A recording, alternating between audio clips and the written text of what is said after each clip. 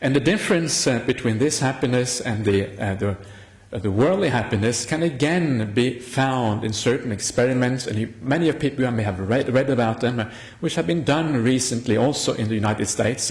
They seem to be at the forefront of this sort of research.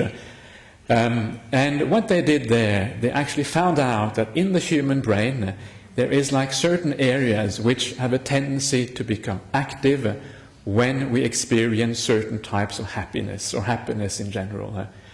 And because they have figured this out, they were actually able to find out how happy various people can be. And they measured various types of people.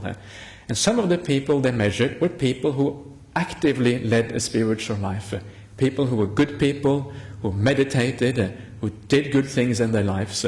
And they found that the more spiritual practice you were doing, in particular this was about meditation practice, the more you did of it and the more success you had in your meditation practice, the more happiness you scored on this particular scale that they had devised. And that was an amazing result. It was an amazing result that the real happiness, and the point about this happiness is not a happiness which fades away. This was, remember, they were actually put under certain brain scanning machines, all kinds of electronic equipment. This was happiness that was almost like imprinted in them.